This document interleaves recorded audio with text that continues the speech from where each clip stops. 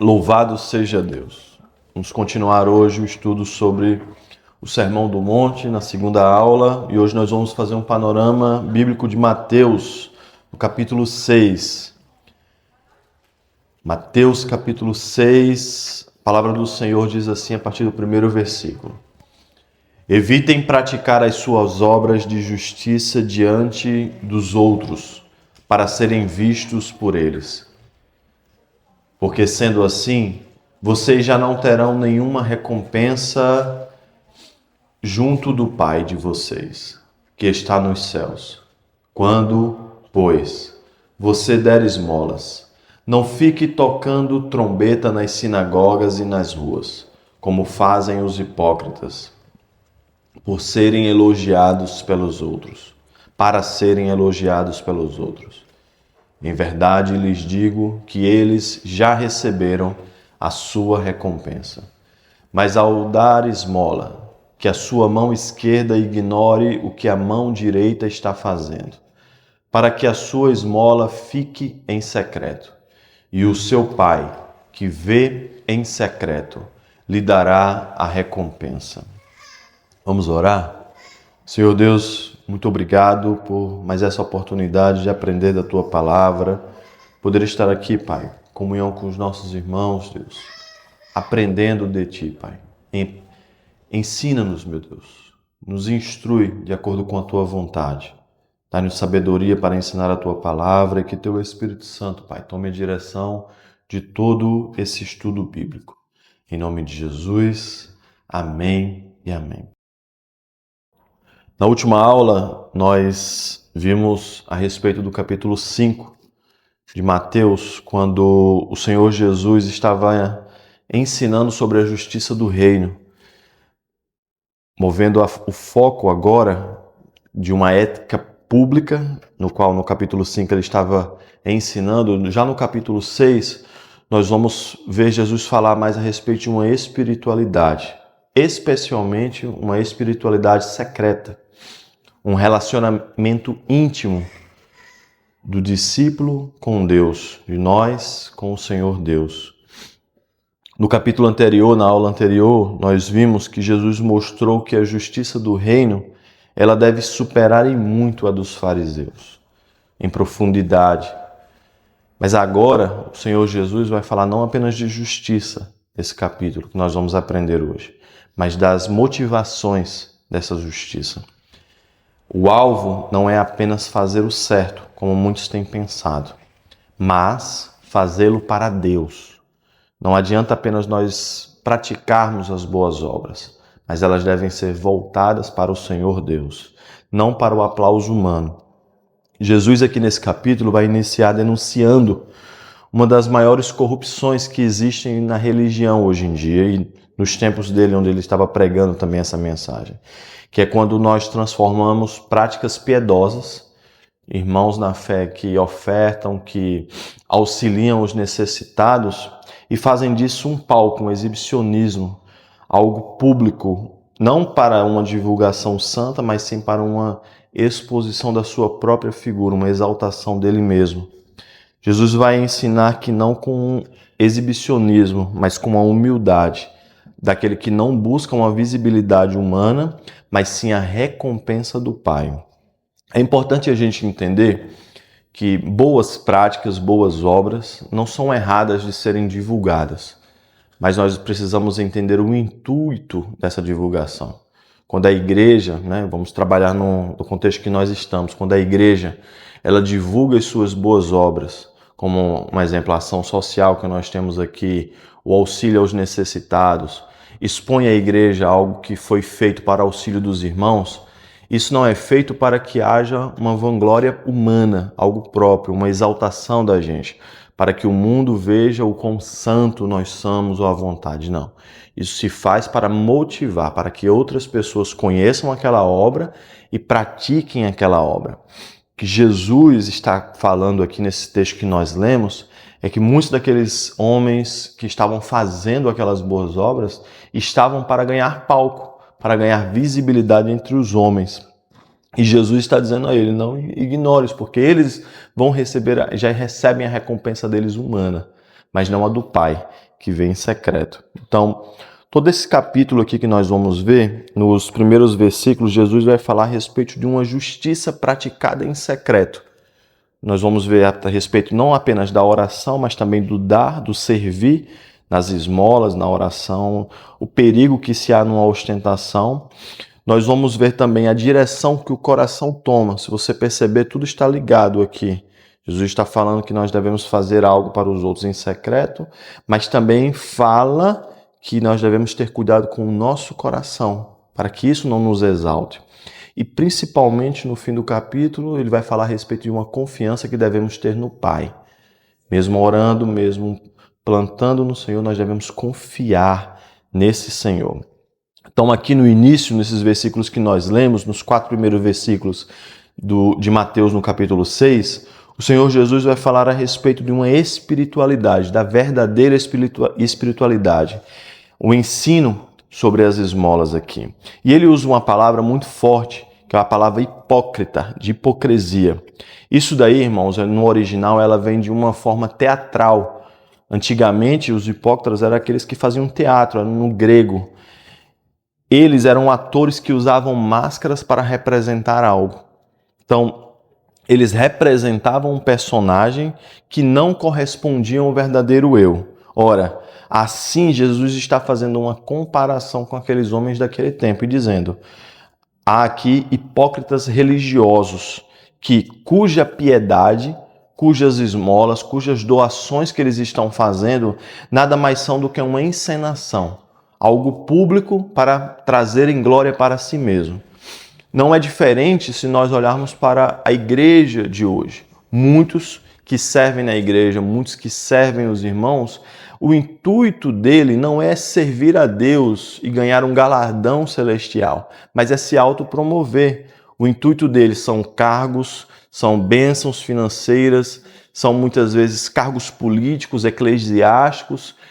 Poderíamos dizer até que se torna uma simonia, quando as pessoas trocam, fazem barganha de coisas religiosas, celestiais, coisas eclesiásticas da igreja. Então, aqui não é diferente. O intuito daqueles homens, daqueles religiosos daquele tempo, ao doar aquelas esmolas para aqueles irmãos, nunca foi agradar a Deus. Tanto é que o Senhor está fazendo uma comparação com eles, está dizendo: vocês são como aqueles atores de teatro que usam máscaras, que interpretam alguém e que fazem isso. No contexto aqui, o Senhor está olhando para essas pessoas e está dizendo: olha, evitem praticar estas obras de justiça em público. A coisa mais comum hoje em dia, irmãos, é você abrir a internet e ver algumas pessoas, em especial famosos ou políticos, doando algo e se autopromovendo com aquilo. A gente tem uma brincadeira, eu que vim de uma cidade menor, do interior, que dizia assim: o vereador sumiu os 4 anos, mas no último ano ele apareceu para doar alguma coisa, e aí ele fica com aquele marketing. Apenas uma brincadeira, um paralelo, mas é algo como isso que Jesus está falando. E ele está nos ensinando: quando você fizer algo, e isso não é apenas no doar, é no servir, é no agir, é no seu próximo, não o faça como estes hipócritas, como estes atores que usam máscaras para se transformarem em outros personagens. Façam isso não para serem elogiados por outra pessoa. É aquela pessoa que serve na igreja e olha um tempo, ele olha assim e fala: estou fazendo isso aqui, mas não sou reconhecido, ninguém está me vendo. Jesus está olhando para essa pessoa dizendo: faça para Deus, faça para o Senhor, peça a eles para Deus, pelo que os outros elogiem vocês, vocês já terão a sua recompensa. Mas quando vocês fazem para Deus, é o seu Pai quem recompensa. E deixa eu lhe ensinar algo: quando Deus quer honrar, quando Deus quer recompensar, quando Deus quer abençoar, não tem homem que pare a vontade de Deus. A recompensa, a honra, a bênção do homem é passageira. Ela voa como as palavras o vento leva. Mas a de Deus, irmãos, ela é permanente, ela é duradoura e ela abençoa outros nas nossas vidas. Às vezes nós fazemos algo para o Senhor, através da vida do nosso próximo, através do servir na nossa comunidade. E nós achamos que ninguém está vendo, mas tem Deus que tudo vê, que os olhos dele, irmãos, são como de águia, que nada se perde. E ele está anotando cada um dos esforços que os irmãos têm feito. E no devido tempo, ele nos dará a recompensa. Esta recompensa não é algo que nós devemos ostentar, até porque aquele que é abençoado por Deus deve preservar essa bênção que o Senhor dá. Jesus agora, ensinando isso, você vê que ele vai entrar a partir do versículo 5, falando a respeito da oração. Tudo está conectado, irmãos. Primeiro ele fala a respeito do dar e da forma que aqueles irmãos têm feito. E agora ele vai usar o mesmo paralelo que ele usou dos hipócritas, mas a respeito da oração. Uma vez que aqueles irmãos estavam se autopromovendo no servir ao próximo, eles também se autopromoviam, passando uma aparência de que eram homens santos e religiosos por fazerem orações públicas para que todos vissem. Então, a partir do versículo 5 de Mateus, no capítulo 6, ele vai dizer assim: e quando vocês orarem, não sejam como os hipócritas, que gostam de orar em pé, nas sinagogas e nos cantos das praças, para serem vistos pelos outros. Em verdade lhes digo que eles já receberam a sua recompensa. Mas ao orar, entre no seu quarto e fechada a porta, ore ao seu Pai que está em secreto, e o seu Pai que vê em secreto lhe dará a recompensa. E orando, não usem vãs repetições como os gentios, porque eles pensam que por muito falar serão ouvidos. Não sejam, portanto, como eles, porque o Pai de vocês... Não sejam, portanto, como eles, porque o Pai de vocês sabe o que vocês precisam antes mesmo de lhe pedirem. Portanto, orem assim: Pai nosso, que estás nos céus, santificado seja o teu nome. Venha o teu reino. Seja feita a tua vontade, assim na terra como no céu. O pão nosso de cada dia nos dá hoje. Perdoa-nos as nossas dívidas, assim como nós também perdoamos aos nossos devedores. E não nos deixes cair em tentação, mas livra-nos do mal, porque teu é o reino, o poder e a glória para sempre. Porque se perdoarem aos outros as ofensas deles também, o Pai de vocês que está no céu perdoará vocês. E se vocês não perdoarem aos outros as ofensas deles, também o Pai de vocês não perdoará as ofensas de vocês. Aqui no versículo 5 em diante, o Senhor Jesus agora vai ensinar a respeito da oração aos irmãos. E é interessante porque ele inicia não falando que se nós orarmos. Preste atenção no texto, não sei como está na sua versão, mas a minha versão aqui está dizendo assim: quando? Então primeira lição que nós vamos tirar: oração não é se. Ela vai acontecer, ela deve acontecer. Não é se nós queremos, nós temos que fazer. Mas ele nos ensina o que é uma oração verdadeira aqui. Quando ele diz, olha, um cristão, quando ele ora, que ele é alguém que ora, um cristão é alguém que ora. Então Jesus não está dizendo se você orar, mas quando você orar. Mas agora ele vai passar uma linha de pensamento, de ensinos para esses irmãos, usando a comparação que ele fez no início. Não seja como estes hipócritas aí, que se autopromovem, que se fazem isso para serem vistos. Não.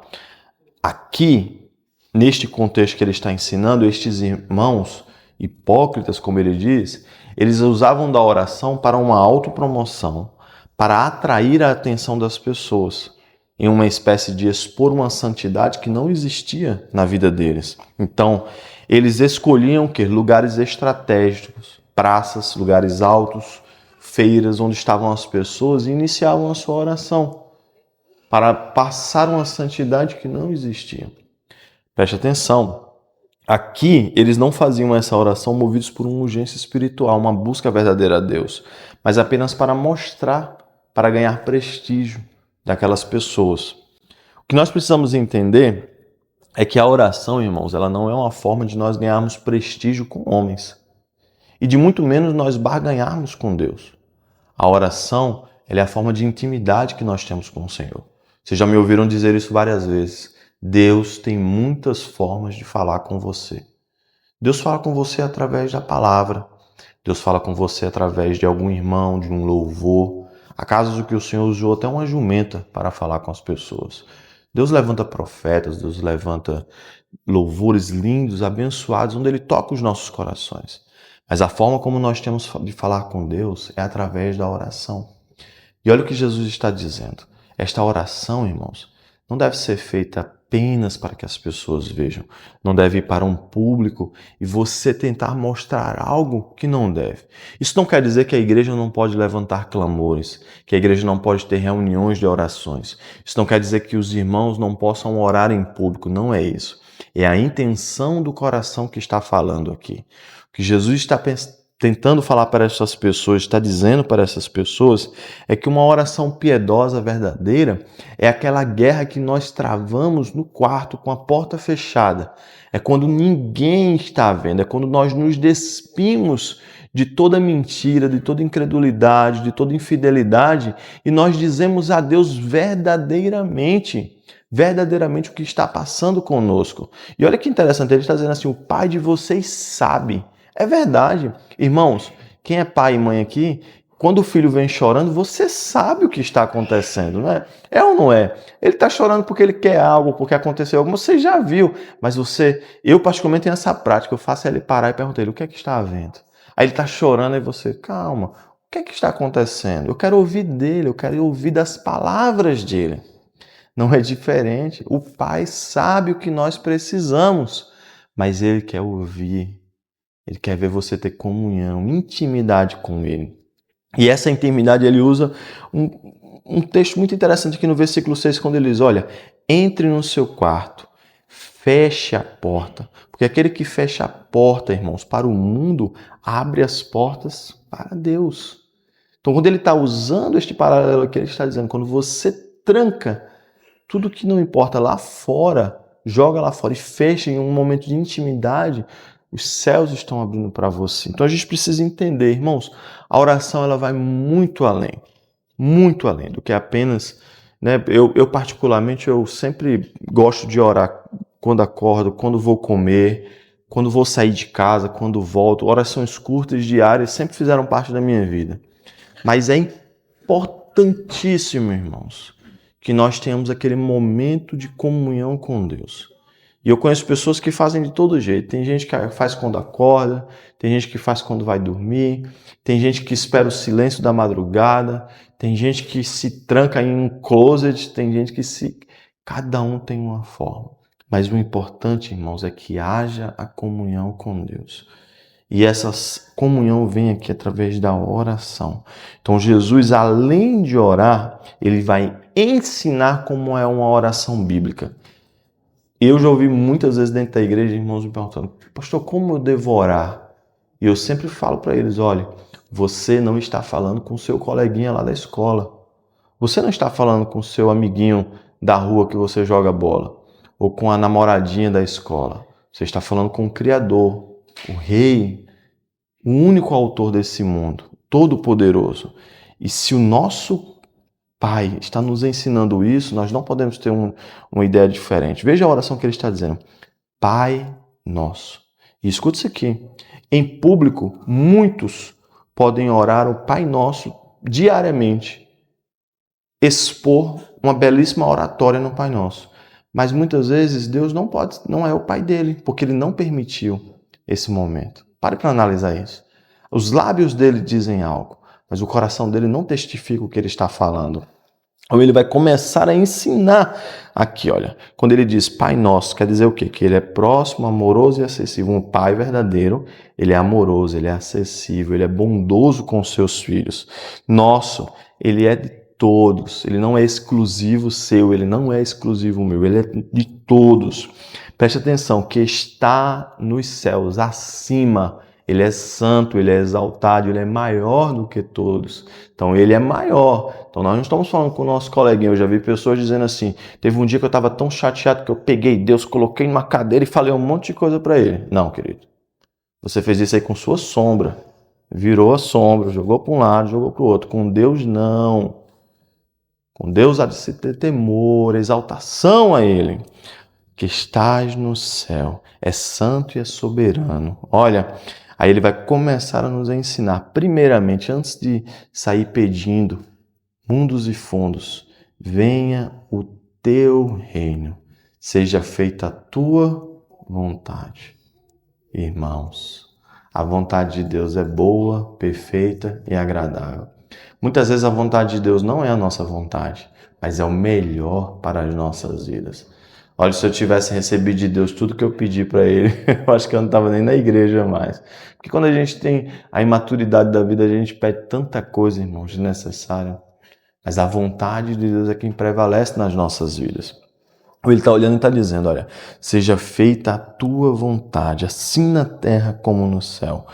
Irmãos, veja isso aqui.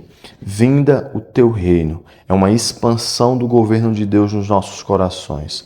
Cumprimento da vontade divina. Submissão. Antes de qualquer coisa, antes de nós pedirmos, nós precisamos nos submeter à vontade de Deus para as nossas vidas.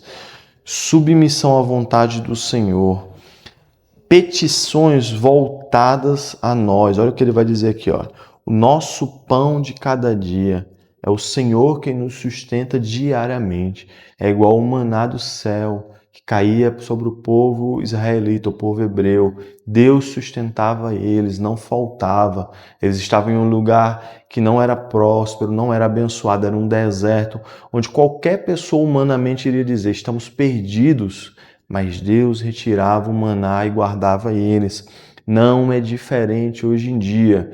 Os irmãos que eu estou vendo aqui, humanamente, se nós olhássemos e disséssemos, queridos, eu não sei como estou sendo provido por Deus aqui. Nós estamos em uma terra distante, a maioria não fala o idioma daqui, não vive como os daqui, não nasceu como os daqui, não tem o que os daqui têm. Mas eu conheço irmãos que são muito mais abençoados do que os daqui, porque o Senhor tem provido pão diário todos os dias. Aí ele está dizendo, perdão das nossas vidas, arrependimento diário, irmãos. Confissão sincera. Pecado nós não lançamos para debaixo do tapete, nós não ignoramos, nós nos arrependemos, pedimos perdão ao Senhor. Livramento de tentação e do maligno. Não me diga que esse pecado você não consegue suportar. Me diga que você não orou para ser forte o bastante para se livrar dele. Aqui é uma proteção contra a queda. A Bíblia diz que aquele que está de pé, ore para que não caia. Nós vemos muitos irmãos caindo na fé, se afastando dos caminhos do Senhor. E nós que estamos firmes, orando, buscando, servindo ao Senhor, nós devemos orar diariamente para que nós não venhamos cair também, não só em tentações, mas nesses ataques espirituais. Os irmãos esquecem, mas nós vivemos em uma batalha espiritual. Há uma guerra espiritual diária. Veja o local onde nós estamos, veja o mundo como ele está. Não pense que o diabo está feliz com o posicionamento da igreja. É o Espírito Santo de Deus permanecendo nessa terra que nos sustenta através da vontade de Deus. Então nós precisamos orar sobre isso todo o tempo. E aí ele vai lançar agora a partir do versículo 13 uma oração, um propósito final, quando ele nos ensina. Primeiro, o reino é dele, porque teu é o reino. Tudo é dele. O poder é dele e a glória é para ele. Tudo completa, irmãos, no início, quando ele está dizendo, os hipócritas estão levando os louros para eles. Mas os verdadeiros filhos de Deus, cristãos, devem entender que é para ele, não para a gente. Então ele vai olhar e vai dizer, irmãos, um cristão ele deve orar. Não se preocupar apenas com orações públicas, onde as pessoas estão vendo, mas a oração em secreto. É onde a verdadeira guerra acontece, irmãos. É onde as pessoas verdadeiramente crescem espiritualmente. A maioria dos irmãos que estão na igreja, e eu falo isso com tristeza, não sabem o que é uma reunião de oração. A maioria das pessoas que estão na igreja nunca oraram verdadeiramente ao Senhor. Eles vêm para a igreja, eles levantam as mãos, eles têm a boa vontade, mas estão cheios de vícios dentro da igreja. Existe uma cultura nas igrejas de me dê. As pessoas estão viciadas em milagres. Me dê, eu quero. E olha, se Deus não der, ele reclama. É a murmuração. Sabe aquele menino que fica enchendo a mãe e o pai? Eu quero. E ele ganha do pai e da mãe no choro. Com Deus não é assim, porque Deus não é um pai e a mãe fraco. Deus ele tem todo o poder. Então, uma geração, uma igreja que está apenas viciada em milagres, ela não sabe orar. Ela não entende isso. E a gente, queridos, eu vou dizer algo para vocês aqui. Homens de Deus, mulheres de Deus conhecem homens e mulheres que oram. Porque homens e mulheres que oram são espirituais. Quando eles vão fazer algo ao Senhor, eles fazem diferente. O servir deles é diferente, o pregar deles é diferente, o cantar deles é diferente, a vida diária é diferente. Eles passam uma luz totalmente diferente dos outros, porque eles têm uma vida espiritual. Mas aqueles que são crus, como nós dizemos, que não são batizados do fogo, que não têm uma vida espiritual, é claro, é evidente. Muitos dos problemas que alguns irmãos têm na igreja se dá porque não se tem uma vida espiritual. E as barreiras, os muros são muito baixos, os ataques do inimigo vêm. E aí aquela pessoa, você já viu aqueles crentes 6 horas? 6 vão para a igreja? 6 horas por mim? Não pode ser assim. Porque há tempos nas nossas vidas que nós vamos orar mais. Veja, no livro de Daniel, que vocês já viram aqui na igreja inúmeras vezes, Daniel não fez jejum em campanha do seu nascimento até a sua morte. Há tempos que se buscam mais, mas ele tinha uma prática de oração diária na vida dele. Ele tinha um momento de comunhão dele. Ele entendia aquilo. Homens de Deus na Bíblia, irmãos, alcançaram isso. Se você ler biografias de grandes homens de Deus, grandes mulheres de Deus, amados irmãos, é fato, é notório que a vida daquelas pessoas foram transformadas por causa da oração. Eu sou um testemunho vivo disso. Quando eu entrei na igreja, eu tinha vícios. Bebia, fumava, fazia coisas que não agradavam ao Senhor. E eu tinha dificuldades de tirar aqueles vícios. Um tempo eu entendi que eu tinha uma chamada na minha vida. E eu caí na consciência, eu disse, olha, se há uma chamada para que eu seja um ministro do Evangelho, um pregador da palavra, eu não posso ter essas práticas. Então eu preciso retirar isso da minha vida.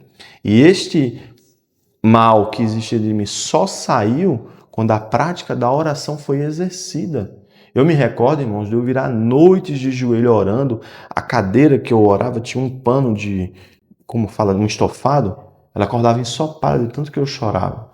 Minhas pernas congelavam assim, porque eu não conseguia levantar depois de tantas horas a fio. Mas eu precisava me libertar daquilo. Mas dentro da igreja existem muitos que estão acomodados hoje em dia. Práticas errôneas. Nunca passaram por um arrependimento verdadeiro. Quantos casamentos são destruídos e as esposas e os esposos não oram sobre o seu casamento? Casais que oram crescem juntos, mas eles não estão fazendo isso. É mais fácil brigar, é mais fácil desistir. É muito mais fácil cada um ir para o seu lado, alugar um quartinho e viver sua vida. É muito mais difícil fazer campanha de oração, campanha de jejum. Não é mais difícil? Mas funciona. Porque o caminho fácil nunca foi opção. Então, Jesus está olhando para essas pessoas e está dizendo, não sejam como esses hipócritas. Orem verdadeiramente. Tenham uma vida de oração. Você que tem ministério, ore para o seu ministério. Tenha uma chamada na sua vida. Louvor, palavra, apacentamento, dons espirituais. Ore por isso. Líderes que oram, crescem. Pregadores que oram, pregam com fogo.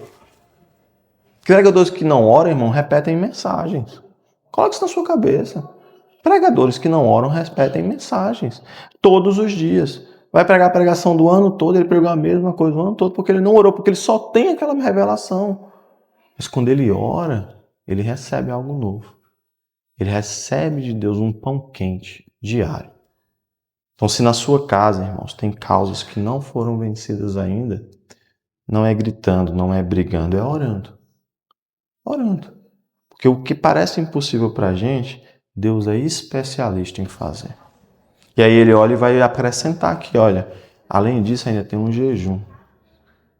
Olha o que ele está dizendo no versículo 16 em seguida. Quando vocês jejuarem, não fiquem como uma aparência triste, né? Como os hipócritas, porque desfiguram o rosto a fim de parecer aos outros que estão jejuando.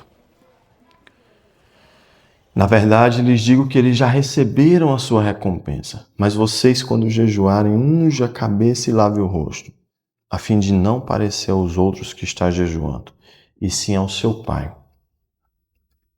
em secreto, e o seu Pai que vem em secreto lhe dará recompensa. Eu lembro de uma vez que eu vi um irmão, e ele tava com a cara assim abatida, assim, ele tava com a Bíblia aqui no peito aqui. Eu disse, irmão, você tá bem? Tá meio triste. Ele, estou jejuando. Acho que é isso aqui que o Senhor está condenando. É isso aqui. Isso para quem? Para Deus, irmão. Tá bom. É isso aqui. Nós aqui na igreja, nós fazemos muitas campanhas de jejum e de oração. A igreja deve fazer junto.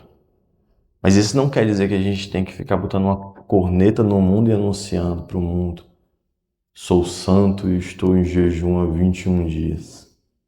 Calma, irmãos. Jesus está olhando para ele, está comparando esse povo com hipócritas. Dizendo, vocês são atores que mascaram o rosto e fazem isso para ganhar a opinião pública. Ele agora vai olhar para essas pessoas e está dizendo, olha, se vocês... Preste atenção, mas e isso aqui é interessante. Eu tinha até anotado isso daqui, olha. Quando vocês jejuarem, lembra da prática da oração? Quando vocês orarem, então não é uma opção. É quando vocês forem fazer. Vai ser essa semana? Vai. Então, quando vocês forem jejuar essa semana, é assim que deve ser feito. Aí ele vai olhar para essas pessoas e está dizendo, olha, se cuide, mantenha a sua aparência normal. Não crie um cenário artificial para que as pessoas vejam. Agora ele vai olhar para essas pessoas a partir do versículo 19, essa multidão que está ouvindo ele, e vai falar a respeito dos tesouros no céu. Não acumulem tesouros sobre a terra, onde as traças e a ferrugem corroem, e onde ladrões escavam e roubam. Mas ajuntem tesouros no céu, onde as traças e a ferrugem não corroem, e onde ladrões não escavam nem roubam, porque onde estiver o seu tesouro, aí estará também o seu coração. Falou a respeito da disciplina do jejum, mas agora ele vai falar a respeito aqui dos tesouros do céu. Aqui onde nós vivemos, na América, é uma terra prometida, abençoada, né?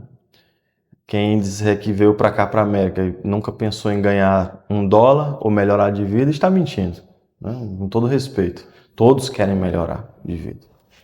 Mas algo que me chama a atenção todos esses anos que eu estou aqui. Quantas vezes eu não convidei pessoas para vir para a igreja? E a primeira coisa que eu ouvi deles, tem que ganhar o dólar, né, irmão? Dia de trabalho. Vamos analisar o nosso dia de trabalho. A semana tem 7 dias, 24 horas por dia. Um culto, irmãos, na igreja, uma igreja normal, aqui como a que nós temos, não passa de 2 horas. Se você for mais assíduo e vier dia de semana, o culto da gente aqui é 1 hora de culto. Vamos dizer que você fica aqui conversando, brincando com os irmãos no final do culto, não passa mais do que meia hora. Se você for um pouco mais assíduo e ainda for para um discipulado, uma reunião de oração que nós temos aqui, né? Porque a lista vai descendo, vai aumentando os cultos, a quantidade vai diminuindo. Falta mais 1 ou 2 horas. Se a gente for parar para pensar na igreja, no culto, que servindo aqui entre os irmãos, quando chega-se na hora, que já é difícil, porque as pessoas muitas vezes esquecem que o culto começa às 10 horas e chegam 10h30, 10h40, 10h45. Aí chega, sai dali, vai conversando com todo mundo. Passa aqui, atrapalha o louvor. Tô certo ou tô errado? Bate papo com todo mundo, abraça todo mundo, fala com todo mundo, volta. Aí quando decide sentar já vai dar 11 horas. Aí Jesus está olhando para ele, está dizendo, esse povo está acumulando tesouros onde? Na terra. Aí Jesus está olhando para eles, não acumulem, porque isso aqui, irmão, a traça como? A ferrugem pega. Quantas vezes a gente já viu aquelas histórias de irmão que guardou dinheiro debaixo do colchão, quando ele foi buscar, cupim foi lá e destroçou ele. Antigamente tinha uma prática, as botijas de ouro. Ele pegava o dinheiro, colocava num vasinho e enterrava. Nem o cabra sabia onde estava mais. Desaparecia o dinheiro, perdeu o dinheiro. Aí Jesus está olhando, acumula tesouros no céu. Como é que a gente acumula tesouro no céu? Servindo a Deus, orando, jejuando, renunciando, lendo a palavra, buscando ao Senhor, servindo ao nosso próximo. É um investimento de tempo, mas vale a pena, porque a recompensa vem de Deus. E ele vai além, ele diz, olha, vocês são a luz. Lembra da última aula quando ele falou, vocês são sal e luz dessa terra? Ele vai dizer mais uma vez, olha, vocês são a luz do corpo. No versículo 22 em diante ele vai dizer, os olhos são a lâmpada do corpo. E se os seus olhos forem bons, todo o seu coração, todo o seu corpo será cheio de luz. Mas se porém os seus olhos forem maus, todo o seu coração, todo o seu corpo está em trevas. Portanto, se a luz que existe em vocês são trevas, grandes trevas serão. Ele conclui no versículo 24 dizendo, porque ninguém pode servir a dois senhores. Porque ou irá odiar um e amar o outro, ou irá se dedicar a um e desprezar o outro. Vocês não podem servir a Deus e às riquezas. Em algumas versões vai estar Mamon, que é uma espécie de senhor do dinheiro. Veja um comparativo aqui. Jesus está olhando para essas pessoas e está dizendo, os tesouros do céu são que estão dentro de você. E eles refletem no que você está vendo diariamente. O que nós vemos fala muito de quem nós somos. Então ele vai olhar para essa pessoa e vai dizer, olha, vocês aqui estão acumulando tudo isso aqui no céu. Vocês não estão praticando o que devem ser praticado, né? A ideia aqui é, onde está o seu tesouro, ali também estará o seu coração. Se o seu tesouro está na terra, o seu coração vai ficar preso nisso daqui. Então, se a gente só pensar no dólar, no dinheiro, vai ficar aqui, tudo isso aqui. Quando ele olha, vai dizer, olha, vocês são os seus... Como são os seus olhos? Ele está usando aquela metáfora da lâmpada, da luz que a gente falou.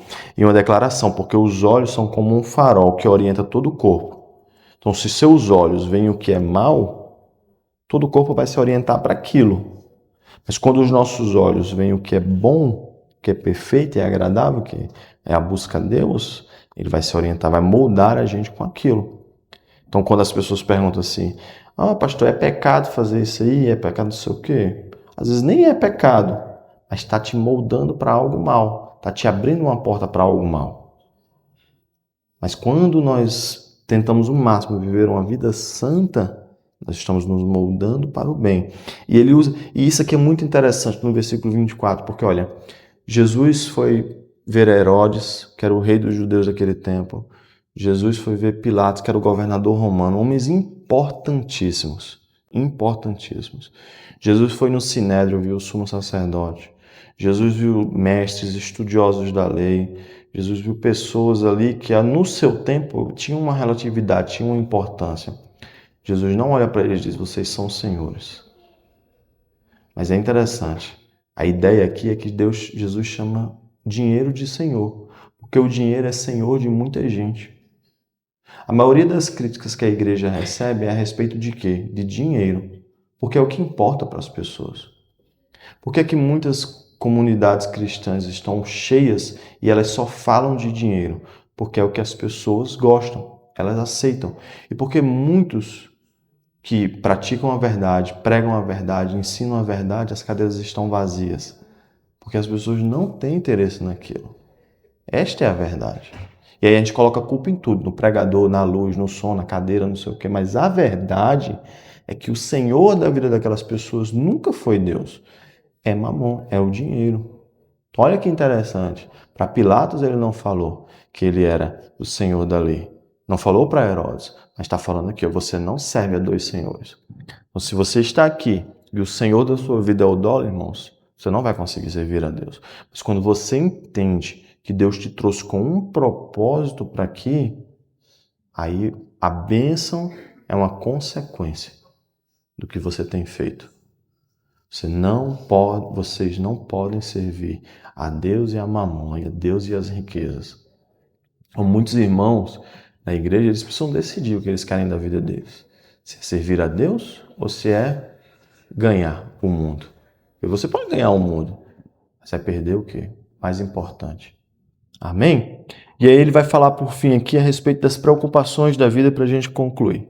Vamos lá, versículo 25. Por isso digo a vocês, não se preocupem com a sua vida, quanto ao que irão comer ou ao que irão vestir. Não é a vida mais do que o alimento, e não é o corpo mais do que as roupas. Observem as aves do céu, que não semeiam, não colhem, nem ajuntam em celeiros. No entanto, o Pai de vocês que está no céu as sustenta. Será que vocês não valem muito mais do que essas aves? Quem de vocês, por mais que se preocupe, pode acrescentar um côvado ao curso da sua vida? E porque se preocupam com o que vão vestir, observem como crescem os lírios do campo. Eles não trabalham nem fiam. Eu, porém, afirmo a vocês que nem Salomão, em toda a sua glória, se vestiu como qualquer deles. Ora, se Deus veste assim a erva do campo, que hoje existe e amanhã é lançada no forno, não fará muito mais por vocês, homens de pequena fé. Portanto, não se preocupem dizendo que comeremos, que beberemos, ou com que nos vestiremos, porque os gentios é quem procuram todas essas coisas.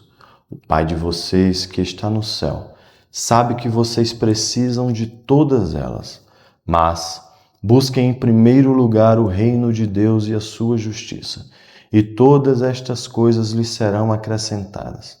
Portanto, não se preocupem com o dia de amanhã, pois o amanhã trará os seus cuidados.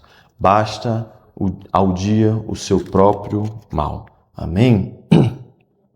Que no versículo 25 em diante, o Senhor, concluindo essa parte do Sermão do Monte, ele vai falar agora a respeito de uma ansiedade que é destrutível em nossas vidas. Né? Quem não conhece ninguém ansioso? Quem nunca viu ninguém que se preocupa demais? Quem não conhece alguém que teme verdadeiramente o amanhã? Às vezes você está conversando com aquela pessoa e ela transpira uma ansiedade difícil até de estar perto, um medo até difícil de estar perto. Jesus ele está vindo agora em um ensino que ele está falando de oração, de como você orar, de como você deve se portar diante da presença do Senhor, que você deve trancar a porta, ignorar o que está lá fora e dentro do seu quarto expressar a Deus o que realmente está passando no seu coração. E agora ele está olhando para essas pessoas e está dizendo, não se preocupem, não tenham medo. Olhem para as aves do céu, olhem para os lírios do vale. Se Deus cuida delas, Deus também vai cuidar de você. Sabe o que ele está dizendo? Olha, a ansiedade, este medo, este temor, tudo isso é inútil. Porque quem tem um poder verdadeiro é quem? Deus. Então, 70%, eu gostaria de dizer assim, das coisas que nós nos preocupamos, irmãos, não vão acontecer. Porque é Deus quem nos guarda. Ele é o vigia que nos protege. Então, essas coisas que Jesus está trazendo para eles, elas só tiram o nosso foco de Deus. E é interessante porque a oração ela é um ato de ação também. Você ora, você tem fé, mas você também deve agir. Mas quando nós oramos e nós nos preocupamos demasiadamente, nós estamos olhando para Deus e dizendo, eu não acredito que o Senhor tem o poder de resolver esse problema. Pare para analisar isso. Imagina o seguinte, você está orando ao Senhor e está entregando aquela dívida que você tem. Né? Espero que não tenha, mas que se tiver. E aí você está tão preocupado, que quando termina a oração você pega o telefone e liga para o agiota. É você olhando para Deus e dizendo, olha, eu estou te contando o que está acontecendo. Mas quem tem o poder para resolver é João dos 10%. É isso? Ou não é isso? É aquela mesma vez que você tem um problema na sua casa, discutiu com o seu marido, com a sua esposa, coisas que não acontecem aqui nessa igreja, amém? Aí você olha para ele, discute com ele, aí você vai orar. Aí você, Senhor, eu entrego em tuas mãos essa bênção que o Senhor me deu, esses filhos abençoados que o Senhor me deu. Aí você levanta na paz, fecha a porta do seu quarto. Quando vai lá fora, você começa a gritar com todo mundo e dizer: quem manda aqui sou eu, e vai ser do mesmo jeito que eu estou dizendo. Aí Jesus está porque é isso aqui, irmãos. Essa ansiedade, esse que está sendo feito, ela é enganadora nas nossas vidas. Porque se nós não confiarmos verdadeiramente, e essa confiança tem que ser com Deus, ela é uma confiança que não vê frente, é sério. A gente confia de um jeito tão grande que você fecha os olhos e diz: eu acredito, eu confio nisso daqui. Então eu sei que vai dar certo, isso é fé. Fé é isso, fé não é emoção, fé não é apenas um achismo, um positivismo. Fé, ela tem ação, ela tem movimento. Então eu confio que o Senhor vai fazer. Eu entreguei na mão dele. Quando ele estava falando nisso aqui, dessas preocupações, ele está dizendo: olha, isso é incrédulo, nada disso serve. Então como é que nós podemos vencer? Deve ter no nosso meio aqui, eu espero que não, mas deve ter no nosso meio pessoas ansiosas demais, temerosas demais. No tempo que nós estamos vivendo, né? Hoje em dia, as pessoas estão com medo até de ir no mercado, estão com medo de ir numa loja, estão com medo de sair na rua, estão com medo de viver, de fazer as coisas. Como é que nós devemos viver isso daqui? Primeiro, tendo fé. Jesus está dizendo: confie em Deus. Olhe, preste atenção. A fé vem pelo ouvir, o ouvir é o falar. Olhe para o que você está vendo. Vocês estão vendo esses pombinhos que ficam passando aqui, aquelas plantinhas que estão ali? A gente não entende como é que é aquilo. Elas estão lá, elas são cuidadas. Ninguém passa ali para jogar nem um copo d'água. Deus é quem cuida deles. Aí olhe para você, imagem e semelhança de Deus. Filho dele. Olha, não é criatura, é filho dele. Imagem e semelhança dele. Ele está olhando para você e dizendo: se Deus faz pelas aves, pelos lírios, com todo o esplendor. E, irmãos, a comparação é muito bonita, porque ele está dizendo assim: nem o rei Salomão. Deixa eu te dizer quem era o rei Salomão, o rei mais sábio e mais rico da terra. Salomão tinha tanta prata que a prata perdeu o valor no governo dele. Você tem ideia do que é isso? Quando se tem algo em excesso, aquilo não tem valor. Por isso, Salomão tinha tanta prata que a prata perdeu o valor. O homem mais rico, Deus está olhando para ele e está dizendo: nem ele. Vocês imaginam as roupas que Salomão devia vestir? O esplendor que ele deveria andar? Quer dizer, nem ele, com todo aquele esplendor, se compara a isso. Porque Deus é quem cuida de vocês. Então, primeiro, antes de tudo, aos ansiosos, aos temerosos, aos que estão com medo, busquem a Deus. Tem gente que não tem medo de ir trabalhar, mas tem medo de vir para a igreja. Tem gente que não tem medo de ir num restaurante, no mercado, mas tem medo de vir para o culto. Busquem a Deus em primeiro lugar. Isto aqui não é um pedido, preste atenção. Deus não está dizendo: se você puder, vá lá no domingo de 10 horas buscar a Deus. Não. Ele está dando uma ordem. Busquem a Deus em primeiro lugar. E é o seu reino. Olha, buscar o reino e a justiça de Deus. E aí ele é uma busca com promessa. É um ato ligado a uma promessa. As promessas de Deus não estão inválidas nas nossas vidas. Uma vez que você faz, a promessa é cumprida. Todas estas coisas. O que são todas essas coisas? São todas as coisas que nós queremos, não são as que nós precisamos que o Pai nos dá. Todas essas coisas lhe serão acrescentadas. E viva, meu amado irmão, para concluir, deixa eu dar uma palavra para você. Você que é muito ansioso, você que tem medo de tudo. Viva cada dia. O dia de amanhã pertence a Deus. Ele é quem tem o volante, a direção das nossas vidas. Se nós tivermos medo, irmãos, do dia de amanhã, é em vão a nossa fé. Porque nós precisamos orar e entregar. Porque até as coisas que não nos agradam, que acontecem conosco, têm propósito de Deus. Porque para Deus abençoar, muitas vezes Ele primeiro permite situações difíceis. E através daquelas situações difíceis, Deus faz você abençoado e próspero. Amém? Vamos ficar de pé em nome de Jesus? Para a gente concluir. Na semana que vem, fé em Deus, nós concluímos esse estudo bíblico. O amanhã pertence a Deus. Deixe que o hoje para si mesmo. Amém? Levante as suas mãos. Senhor Deus, eu quero te agradecer, Pai, por mais esse aprendizado, esse estudo bíblico que o Senhor nos permite, Deus. Obrigado por este sermão, Pai, por esse ensino que o Senhor tem nos dado. Deus, eu rogo ao Senhor que toda esta mensagem, Pai, entre em nossos corações, que nos ensine, Deus, a crescer, Pai, em graça, em conhecimento. Que juntos, Pai, nós possamos aprender mais e mais de Ti. Senhor Deus, eu quero apresentar, Pai, cada coração, cada vida que aqui está ansioso, tem medo, Pai. Que o Senhor, Deus, coloque fé, Pai, confiança na vida deles. Porque sabemos que é do Senhor que vem nosso sustento. É o Senhor quem nos guarda. Então, Deus, abençoa, Pai. Abençoa, Deus, para que esta palavra entre em nossos corações e nos ensine diariamente. Abençoe os estudos bíblicos, Pai, desta igreja, que haja crescimento, Pai, que haja uma maturidade espiritual, Deus. Nos abençoa, Pai, nos fortalecendo com a Tua presença. Em nome de Jesus, amém. Deus abençoe.